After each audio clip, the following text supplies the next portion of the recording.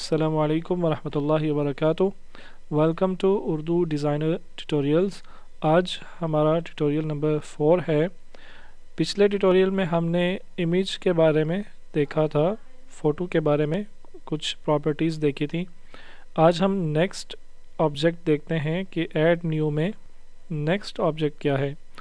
یہ گیلری پک جو ہے، اس میں تو آپ کے موبائل میں جو فوٹوز پڑے ہوتے ہیں وہ آپ ایکسیس کر سکتے ہیں یہاں سے، یا جو آپ گوگل سے ڈاؤن لوڈ کر کے یا کہیں سے بھی اپنے موبائل میں امپورٹ کر کے ان فوٹوز کو اگر آپ اردو ڈیزائنر ایپ میں لے کے آنا چاہیں تو یہاں سے آپ ان کو ایکسیس کر سکتے ہیں۔ اس سے نیکسٹ جو ہے آن لائن پکس۔ یہاں پہ اردو ڈیزائنر ایپ میں کچھ پکچرز پڑی ہوئی ہیں، یہ والی آپشن آپ کے پاس تبھی اوپن ہوگی جب آپ کا انٹرنیٹ چل رہا ہوگا۔ تو آئیے دیکھتے ہیں کہ اس سے آپ کے پاس فوٹوز کی لائبریری موجود ہے۔ آپ اپنی مرضی سے فوٹوز جو ہیں وہ اس میں کر سکتے ہیں۔ اس میں آپ کے پاس فوٹوز کی لائبریری موجود ہے۔ بہت سے فوٹوز یہاں پہ موجود ہیں کہ آپ کو انٹرنیٹ پہ جانے کی ضرورت نہیں پڑے گی، گوگل پہ سرچ کرنے کی ضرورت نہیں پڑے گی، یا اپنی گیلری میں ایون جانے کی ضرورت نہیں پڑے گی۔ تو آپ یہاں سے فوٹوز کو ایکسیس کر سکتے ہیں۔ یہ دیکھیں بے شمار فوٹوز ہیں آپ کو یہاں پہ ملیں گے، اور پھر آپ یہاں پہ سرچ بھی کر سکتے ہیں، یا یہ کچھ ٹیگز دیے ہوئے ہیں۔ مثال کے طور پہ آپ کو لو کے بارے میں فوٹوز چاہیے تو یہ آپ کو فوٹوز مل جائیں گے اس طرح کے۔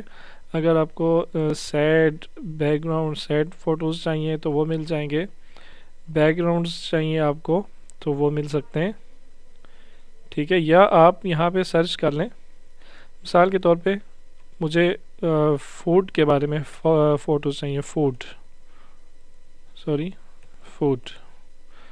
فوڈ لکھ کے انٹر کریں تو یہ آپ کے پاس فوڈ کے بارے میں فوٹو آ گئے۔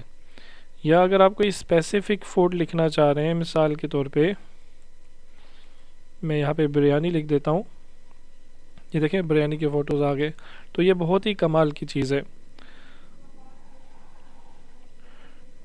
میں یہاں سے کوئی بھی ایک رینڈم فوٹو لیتا ہوں، یہ فوٹو لے لیتا ہوں میں، ٹھیک ہے۔ یہ اب اس کو میں نے ڈبل کلک کیا تو یہ فوٹو یہاں پہ آ گیا، ہمارے پاس ہمارے پیج پہ یہ فوٹو آ گیا ہے۔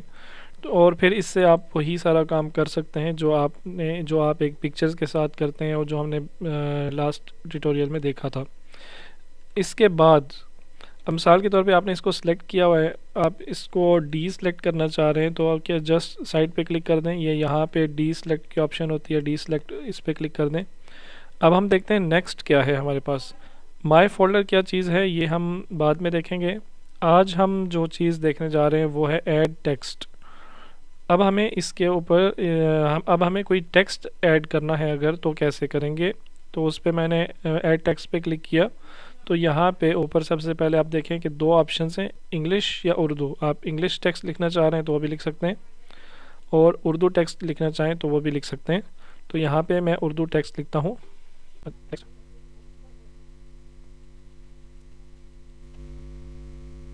یہ ایک میں نے ٹیکسٹ لکھ دیا ہے۔ اس پہ آپ دیکھ رہے ہیں کہ یہاں پہ آپ کو اعراب بھی مل جاتے ہیں، زبر زیر پیش وغیرہ یہ چیزیں بھی مل جاتی ہیں۔ اس کو آپ یوں اسکرول بھی کر سکتے ہیں، اسکرول کریں گے تو آپ کو یہ صلی اللہ علیہ وسلم جل جلالہ اور اس طرح کے جتنے بھی نشانات ہیں یہ سارے آپ کو، ایون قرآن میں جو چیزیں ہوتی ہیں وہ بھی آپ کو مل جائیں گی۔ قرآن میں جو رموز و اوقاف لگے ہوتے ہیں وہ سارے آپ کو یہاں پہ مل جائیں گے۔ ایک اور اس میں بڑے کام کی چیز ہے، وہ میں آپ کو بتا دیتا ہوں کہ آپ نے دیکھا ہوگا کہ کچھ ٹیکسٹ جو ہے نا وہ لمبے لمبے لکھے ہوتے ہیں، اس کے درمیان بہت زیادہ کھینچا ہوا ہوتا ہے درمیان سے۔ مثال کے طور پہ میں کو اگر آپ کھینچنا چاہ رہے ہیں تو یہ جو ہے نا ڈیش کا نشان، اس کو آپ کریں گے، اس میں ایڈ کریں گے تو یہ میں دیکھیں کھینچنے کیا ہے۔ اگر آپ اس کو کھینچنا چاہتے ہیں تو اس کو بھی ہم کسی بھی لفظ کو اگر آپ کھینچنا چاہیں تو اس سے کھینچ سکتے ہیں۔ اب آپ کو یہ ٹیکسٹ ایڈ کرنا ہے اپنے ڈیزائن میں، تو جسٹ آپ یہاں پہ ایڈ ٹو ڈیزائن کر دیں گے تو یہ ٹیکسٹ ڈیزائن میں ایڈ ہو جائے گا۔ اب ہمارے پاس دو چیزیں آ گئی ہیں، ایک یہ پکچر ہے اور ایک پکچر کے اوپر ٹیکسٹ لکھا ہوا ہے۔ اس ٹیکسٹ کو لمبا کریں، یہاں سے اس کو کھینچ کے اس کا جو ایریا ہے نا، یہ جو باکس ہے، اس کو یہ کتنے ایریے میں یہ ٹیکسٹ آپ لانا چاہ رہے ہیں، تو یہ باکس کو آپ لمبا کر دیں گے، ٹھیک ہے۔ اس کے بعد اب آپ دیکھیں، اگر آپ باہر پہ خالی پیج پہ کلک کرتے ہیں تو آپ کے پاس پیج کی پراپرٹیز آتی ہیں، بیک گراؤنڈ کی پراپرٹیز۔ اگر آپ امیج پہ کلک کرتے ہیں تو آپ کے پاس امیج کی پراپرٹیز آتی ہیں، اور اگر آپ کلک کرتے ہیں ٹیکسٹ پہ تو آپ کے پاس ٹیکسٹ کی پراپرٹیز آتی ہیں، ٹھیک ہے۔ یہ اب ہم دیکھیں گے ٹیکسٹ کی پراپرٹیز کون کون سی ہیں۔ اچھا، یہ جو اس میں ہم نے کھینچا ہوا ہے نا ٹیکسٹ کو، یہ تھوڑا سا مسئلہ کر رہا ہے، اس کو فی الحال میں ختم کرتا ہوں۔ یہ ہم پھر انشاءاللہ کبھی دیکھیں گے کہ اس کو کس طرح ٹھیک کیا جا سکتا ہے۔ ابھی میں اس کو ختم کر رہا ہوں۔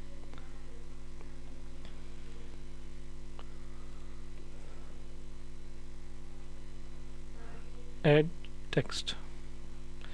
اچھا، اب ہم دیکھتے ہیں ٹیکسٹ کی پراپرٹیز۔ سب سے پہلے سائز ہے، جیسے امیج کا سائز تھا، اس کا بھی سائز ہے۔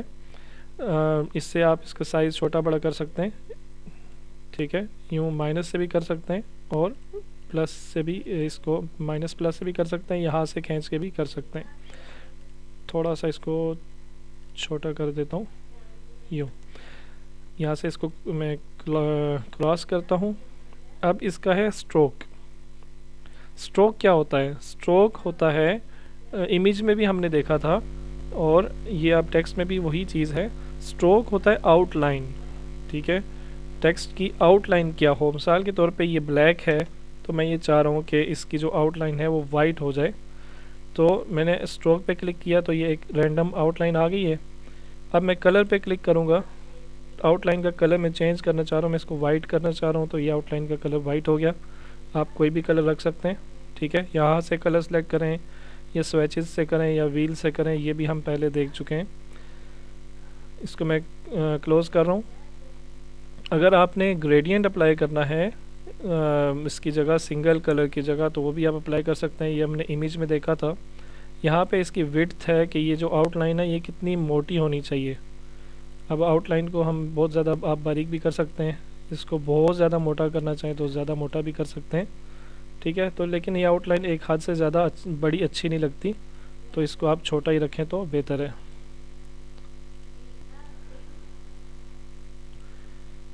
یہ ٹھیک ہے، یہ آؤٹ لائن کی وڈتھ ہوگی، یعنی اس کی موٹائی آپ کتنی رکھتے ہیں۔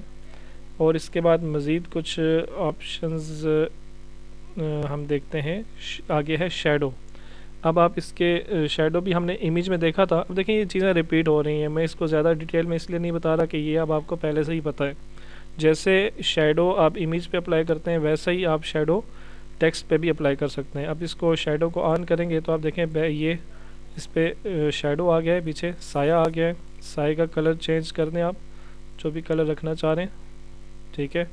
اس کے بعد آپ اس کو آپشنز میں جا کے ایڈجسٹ کر سکتے ہیں۔ سائے کو میں اس کو تھوڑا سا اوپر کر دیتا ہوں، یہ بہت زیادہ باہر نکلا ہوا ہے، یہ ہو گیا۔ اب اس کو سائے کو سافٹ کرنا ہے یا ہارڈ رکھنا ہے، تو اس کو میں تھوڑا سا سافٹ کر دیتا ہوں، زیادہ سافٹ ہو گیا ہے یہ، اب ٹھیک ہے۔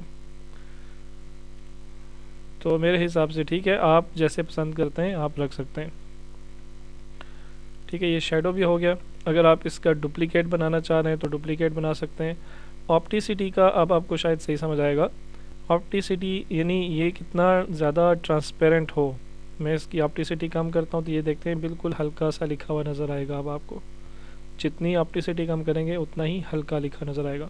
آپ ڈیزائن بناتے ہیں، آپ چاہتے ہیں کہ کوئی آپ کا ڈیزائن کاپی نہ کر سکے، تو آپ اس ڈیزائن اپنا نام لکھ کے، اپنا کوئی لوگو اس پہ لگا کے اس کو ٹرانسپیرنٹ کر دیں ہلکا سا یوں، تاکہ اور اس کو کسی سائڈ پہ کسی کونے میں لگا دیں تاکہ وہ جہاں بھی جائے پتہ لگ جائے کہ یہ آپ کا ہی ڈیزائن ہے۔ تو وہ یوں ہوتا ہے، ٹھیک ہے۔ اب نیچے دیکھیں، نیچے والی جو پراپرٹیز ہیں، سب سے پہلے ایڈٹ ہے۔ اگر یہ ٹیکسٹ آپ نے لکھا اور اس میں کوئی غلطی ہو گئی تو آپ اس کو ٹھیک کرنا چاہ رہے ہیں یا کچھ اضافہ کرنا چاہ رہے ہیں تو آپ ایڈٹ میں جائیں گے، دوبارہ اس میں جو کچھ آپ نے ایڈ کرنا ہے وہ کریں گے، اور پھر دوبارہ ایڈ ٹو ڈیزائن کر دیں گے تو یہ ڈیزائن میں وہ چینج ہو کے آ جائے گا۔ اس کے بعد فونٹ ہے۔ فونٹ کا مطلب ہوتا ہے ٹیکسٹ کا سٹائل کیسا ہوگا، ٹھیک ہے۔ تو یہ اردو میں بے شمار قسم کے سٹائلز پڑھیں، آپ ان کو چیک کریں۔ آپ جو بھی آپ سٹائل اس کا رکھنا چاہیں، جو آپ پسند کریں آپ اس کا سٹائل رکھیں اور پھر اس کو اوکے کر دیں۔ تو میں یہ والا جمیل نوری نستعلیق جو عام اردو اس میں استعمال ہوتا ہے نا، کتابوں میں بھی لکھا ہوتا ہے، وہ یہ والا فونٹ ہے نستعلیق جمیل نوری۔ یہ نستعلیق فونٹ بہت سے ہوتے ہیں، جو بہت زیادہ مشہور ہے اور جو زیادہ چلتا ہے وہ ہے جمیل نوری نستعلیق۔ تو میں یہ والا فونٹ رکھتا ہوں۔ اگر آپ نے ٹیکسٹ کا کلر چینج کرنا ہے تو یہاں سے کر سکتے ہیں آپ، ٹھیک ہے۔ اچھا، اگر آپ نے مجھے ریڈ کلر پسند ہے زیادہ تو میں ریڈ کلر، اس میں ریڈ کلر رکھ دیتا ہوں، ٹھیک ہے۔ اگر آپ یہ چاہتے ہیں نا کہ آپ اس امیج کے اندر جو کلر موجود ہیں انہی میں سے کوئی کلر اس کے اندر آپ کرنا چاہیں تو اس کا طریقہ یہ ہوتا ہے کہ آپ کلر پہ جائیں، یہ پکر، یہ آپ کو یاد ہو تو میں نے یہ اس کلاس میں پہلی یا دوسری کلاس میں نے چھوڑ دیا تھا، میں نے کہا تھا کہ یہ بعد میں آپ کو بتاؤں گا۔ تو پکر کیا ہوتا ہے، یہاں سے آپ اس پہ کلک کریں اور یہ جو سرکل آ گیا نا، اب آپ اس سرکل کو اٹھا کے اب دیکھیں جس کلر پہ یہ سرکل جا رہا ہے یہاں نیچے اس جگہ پہ وہی کلر آ رہا ہے، یعنی آپ اس یہ والا کلر اگر کرنا چاہ رہے ہیں نا تو آپ سپوز میں یہ والا کلر چاہتا ہوں کہ میں اپنے اس ٹیکسٹ میں یہ والا کلر کروں، ٹھیک ہے۔ تو میں یہاں پہ رکھ کے اس کو چھوڑ دوں گا اور یہاں سے اپلائی کروں گا تو آپ دیکھیں ٹیکسٹ کے اندر وہی کلر اپلائی ہو گیا۔ تو یہ امیج کے اندر سے کلر اٹھانے کا یہ ایک آسان طریقہ ہے۔ بہرحال ہم نہیں اٹھا رہے کیونکہ سیم کلر کرنا وہ تھوڑا عجیب سا لگے گا، تو اس لیے میں اس کو ریڈ کلر ہی رہنے دیتا ہوں۔ یہ ہو گیا کلر پکر۔ اگر آپ اس میں گریڈینٹ رکھنا چاہ رہے ہیں، سنگل کلر نہیں رکھنا چاہ رہے تو گریڈینٹ آپ کو پتہ ہے کیسے اپلائی کرتے ہیں، ٹھیک ہے۔ اس کے بعد ہے ملٹی سٹائل ٹیکسٹ۔ آپ یہ دیکھیں آپ سارے یہ جو الفاظ ہیں یہ الگ الگ ہو گئے۔ آپ ادب کا کلر اور رکھنا چاہ رہے ہیں، پہلا اس کا کلر جو ہے وہ آپ چینج کرنا چاہ رہے ہیں، یہ ادب پہلا کا کلر چینج ہو گیا ہے، ٹھیک ہے۔ اب دیکھیں اگر قرینہ کا کلر آپ چینج کرنا چاہ رہے ہیں، کوئی اور کلر رکھنا چاہ رہے ہیں اس کا، تو میں اس کا کلر چینج کر دیتا ہوں، قرینہ بلو یہ گرین کلر کا ہو گیا ہے، ٹھیک ہے۔ ملٹی کلر، ملٹی محبت کا کلر آپ کون سا رکھنا چاہ رہے ہیں جی؟ محبت کو ہم گرین کر دیتے ہیں، ویسے تو یہ سرخ ہونا چاہیے لیکن ہم اس کو بلو کر دیتے ہیں، ٹھیک ہے۔ تو یوں ملٹی سٹائل، یہ آپشن، اس سے آپ ملٹی سٹائل ٹیکسٹ کر سکتے ہیں۔ اس کے بعد فارمیٹ ہے، وہ میں آپ کو بتانا چاہ رہا ہوں۔ فارمیٹ کیا ہوتا ہے؟ یہ اگر آپ اس ٹیکسٹ کو بولڈ کرنا چاہ رہے ہیں، بی مینز بولڈ، موٹا، ٹھیک ہے۔ بولڈ کا مطلب ہوتا ہے موٹا کرنا چاہ رہے ہیں، یا آپ اس کو ترچھا کرنا چاہ رہے ہیں تو آئی، یہ آئی مینز ہوتا ہے اٹیلک، ٹھیک ہے۔ اٹیلک کا مطلب جو ترچھا لکھا ہوتا ہے نا اس کو اٹیلک بولتے ہیں۔ تو اگر آپ اس کو ترچھا کرنا چاہ رہے ہیں تو اٹیلک کو کر دیں، اس کے نیچے لائن لگانا چاہ رہے ہیں، انڈر لائن کرنا چاہ رہے ہیں تو اس کو پریس کر دیں، اور اس کو درمیان سے لائن لگانا چاہ رہے ہیں تو یوں کر دیں۔ اور اگر آپ یہ چاہ رہے ہیں کہ یہ جو نیچے والی آپشنز ہیں نا یہ الائنمنٹ ہوتی ہے، یہ آپ کو شاید اس میں سمجھ نہ آئے، نیکسٹ ہم اس کو پھر کبھی دیکھیں گے۔ بہرحال آپ اگر یہ چاہ رہے ہیں، مثال کے طور پہ یہ ہمارے پاس ٹیکسٹ ہے نا، ٹیکسٹ باکس یہاں تک آیا ہوا ہے، ٹھیک ہے۔ اگر آپ یہ چاہ رہے ہیں کہ یہ اس باکس کے سینٹر میں آ جائے یہ ٹیکسٹ، تو یہاں پہ اس پہ کلک کریں تو یہ سینٹر میں آ جائے گا۔ لیفٹ سائڈ پہ کرنا چاہ رہے ہیں تو لیفٹ، رائٹ پہ کرنا چاہ رہے ہیں تو رائٹ، اور سینٹر الائن کرنا چاہ رہے ہیں تو یہ سینٹر الائن ہو گیا، ٹھیک ہے۔ تو یہ ہے ٹیکسٹ کا فارمیٹ۔ اچھا، اس کے بعد ہم آتے ہیں text back ground. Text back ground اگر آپ کوئی دینا چاہ رہے ہیں تو یہاں سے ٹیکسٹ کے جو آپ کا باکس ہوگا نا، جو ٹیکسٹ باکس ہے، یہ جو ابھی سلیکٹ ہوا ہوا ہے نا یہ ٹیکسٹ باکس ہے۔ ٹیکسٹ باکس میں اگر آپ کوئی کلر کرنا چاہ رہے ہیں تو یوں ٹیکسٹ باکس میں کلر بھی کر سکتے ہیں۔ تو میں اس میں کوئی کلر نہیں کرنا چاہ رہا فی الحال، تو میں اس کو یہاں سے کلر کو ختم کر دیتا ہوں۔ یہ اب یہاں سے کلر ختم ہو جاتا ہے، تو کلر کو ہم نے ختم کر دیا۔ اس کے بعد نیکسٹ آپشن آپ دیکھیں، یہ ورڈ سپیس کی ہے۔ الفاظ کے درمیان میں گیپ کتنا ہوگا؟ الفاظ کے درمیان میں اگر آپ گیپ کم کرنا چاہ رہے ہیں تو آپ یوں اس کو کم کریں ورڈ سپیس کو کم کریں گے تو الفاظ کے درمیان گیپ کم ہو جائے گا. ٹھیک ہے. اس سے اگلی آپشنز جو ہیں وہ ہم یہ ٹیکسٹ کی مزید پراپرٹیز انشاءاللہ ہم نیکسٹ ویڈیو میں دیکھیں گے. تو ابھی آپ کو یہ پتہ چل گیا کہ ایک امیج کے اوپر آپ ٹیکسٹ کس طرح لکھ سکتے ہیں اور ایک سمپل سا ڈیزائن کیسے تیار کر سکتے ہیں. تو انشاءاللہ نیکسٹ کلاس میں ملتے ہیں. تب تک کے لیے اجازت دیجیے. السلام علیکم ورحمۃ اللہ وبرکاتہ.